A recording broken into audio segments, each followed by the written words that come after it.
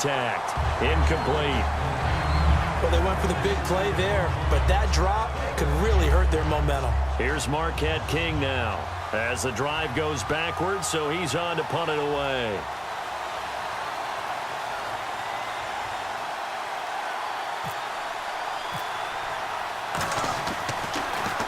And this is away. It's a high kick, and he got all of it. Now Sproles. A very good return there. Give him an even 20 yards. And the offense will come back onto the field with a 1st and 10. And Philadelphia ready to get going on offense again. And that last drive, a long drive, but not just that. They had a great air attack going. Did they stick with that? I would think that they would, because if they were confident enough to do it on the last drive, starting backed up in their own territory, why would you change anything? They've got to be confident about what they're presenting and continue to do so. Yeah, because the secondary, they really look clueless. And that was amazing because that drive went and went, no adjustments, and no big plays by the defense to knock the ball away. Back to the air on 2nd down. Wentz. And this time he's got the hook up. It's complete. 17 yards on the pickup there. The drive will continue. Well, clearly one of his advantages as a passer is his height. Sit back in the pocket, fired over the middle. That makes things tougher defensively, doesn't it? It really does, because your goal is to move the quarterback off his initial spot when he gets his drop back completed. But when you have that type of height, he can stay in there if he's willing to take the hits and just fire over the top, which saves him time and actually completes a play a little bit quicker than it normally does for a quarterback who has to slide and find open space to throw. And welcome back. We are in the city of brotherly love, Philadelphia. These two teams all tied up 16 apiece as we start the 4th quarter.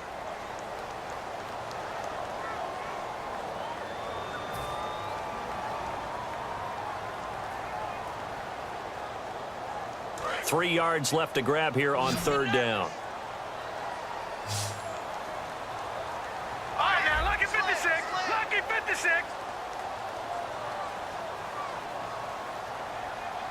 One receiver left, 2 to the right. Wentz going to try and throw on 3rd.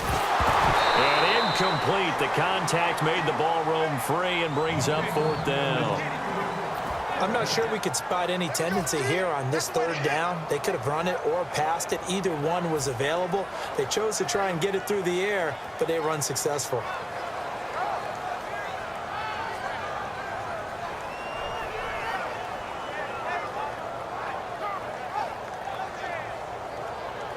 Tie game, 4th quarter, and they're going for this thing on 4th down.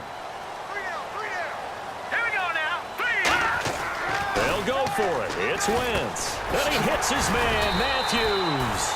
12 yards is the pickup there. And on 4th down, they're able to convert and move the sticks. So here we go, 1st and 10 now. They'll run it with Sproles. And a good stiff arm there before he's brought down on a nice little gain. Just what you want on a 1st down run. Call it 8 yards. And it's 2nd and 2. And once again, they go with Sproles. And on this one, he'll get to the 15, right at the 15-yard line. And they're going to hurry back to the line now. Not too many more ideal situations in 2nd and 2 in order to try and pick up a 1st down. They ran it and picked it up. 2 yards on the carry there. It'll be 2nd down. Tough day, tough sledding right there, and it's been that way the entire game. Not a whole lot of room to ramble for him. Yeah, you're right. It's been that way all afternoon. Didn't get a whole lot better there. Let's give some credit to the defensive guys on that play. Able to bat that one away. Sure looked like they were trying to hit the corner route. They come out here in the eye. Now Wentz on 3rd down. And able to complete it to Green Beckham. It's a good gain of 11. Sets him up 1st and goal. One of the selling points of the corner route is usually the receiver is able to move away from the defender. But in this case, he didn't get that far away.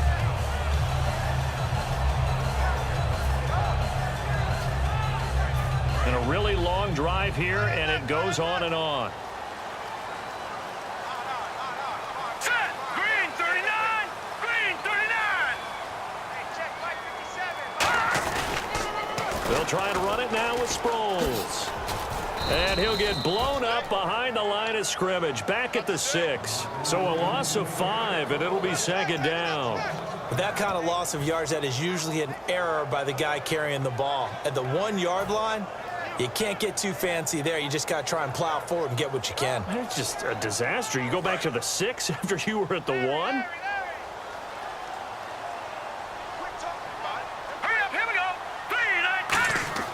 Wentz to throw on second down. And this is caught. Touchdown, Philadelphia.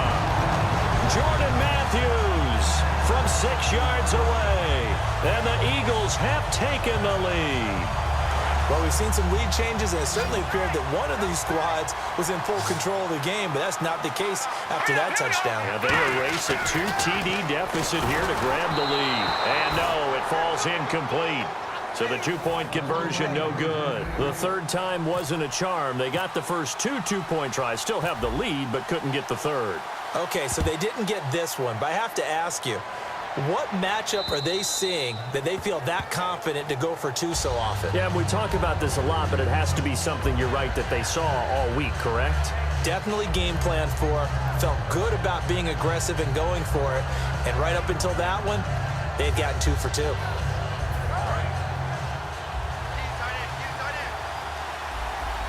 One receiver to the left is Cooper. On first down, Carr. Now they set up the screen. That's complete. Only 3 there on the screen at second down.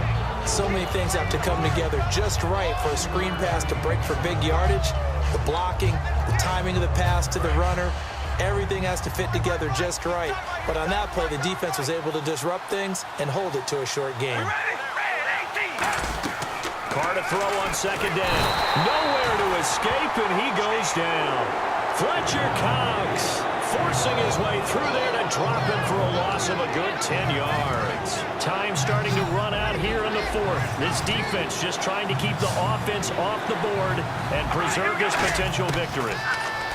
Now Carr fighting his safety valve here. That's complete. And they're able to bring him down at the 20. It'll be a 2-yard gain, and it'll be 4th down. That's certainly playing down and distance very well by the defense, isn't it? Take whatever you want underneath, by all means. 1 score down. Here we go. They're going to go for it here on 4th down. Time for a break. We'll come back, see what transpires after this.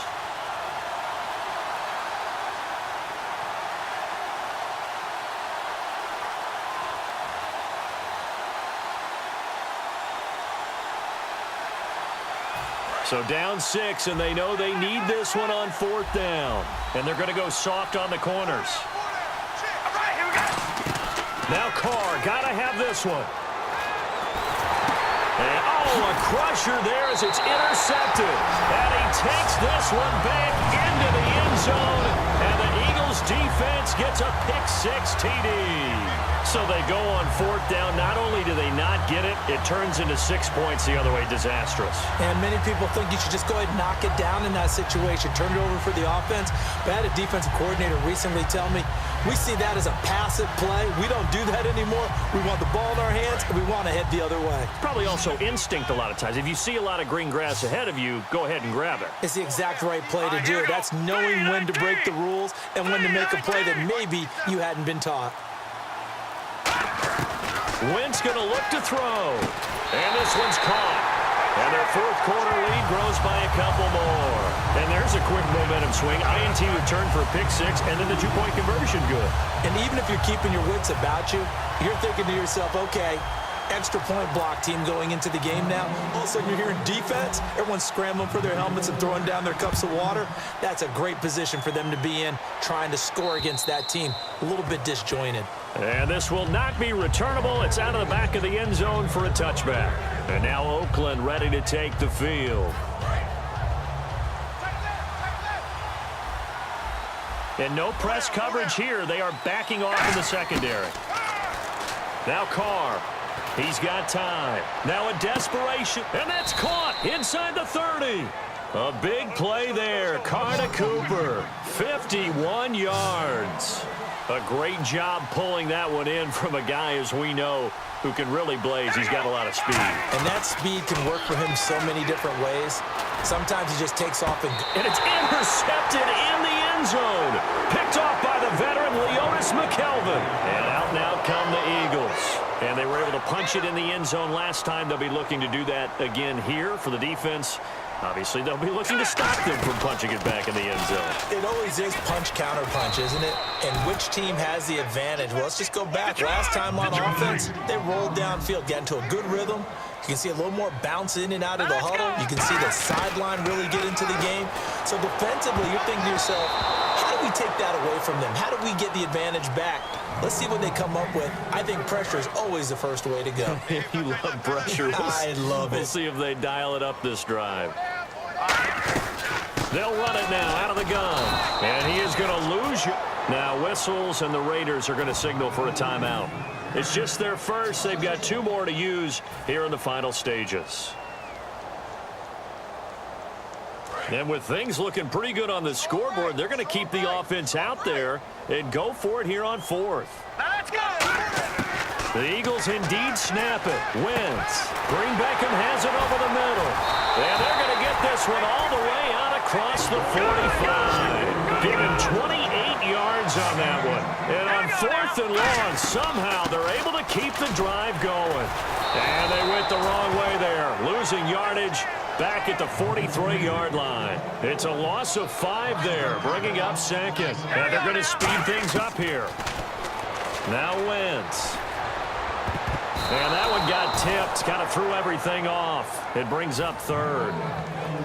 Well, we're not playing 3 yards in a cloud of dust football anymore. I kind of get why those old school coaches sometimes didn't want to throw the football. Because if it's popped up in the air, it almost turns into slow motion. And both sides trying to get to... And intercepted. Maybe the turning point they need. Picked off by Sean Smith. And they take possession of the football and have it at the 36-yard line. The Raiders offense now making their way back out onto the field. And 3 interceptions in this game. And I would have to think, I wasn't a quarterback, but number 4 is kind of, oh, you're like, oh, man, I can't throw 4. No, what's interesting is, what do the coaches decide to do now? Having thrown 3, do you alter your offensive strategy? Do you take the ball out of his hands and maybe turn to the running game? Or do you have that supreme confidence that he's going to turn things around? We'll see what they do.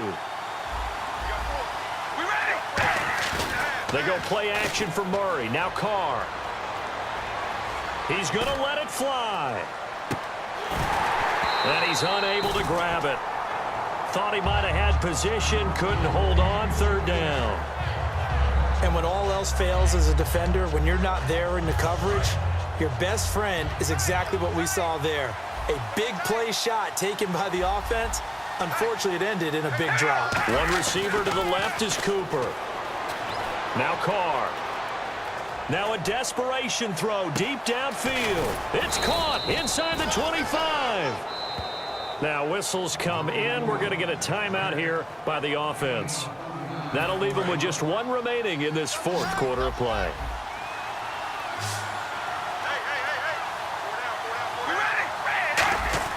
Into the red zone. It's Carr. And it's caught. He's got it for a late touchdown, but probably a little too late. It would take a miracle of epic proportions if they're going to pull this one off. Sometimes those tight ends are a mismatch. They found the mismatch there. And that's exactly why you want to draw up those types of plays, because coverage is just going to go to the natural guys, the guys that make the big plays on the outside. But if you work your tight end into it, that's a tough one for a defense to handle. Tough, they couldn't handle it. It worked out for 6. Now they'll run. Murray. And he is not going to get to the goal line. And for the first time here this afternoon, they are thwarted on the 2-point conversion.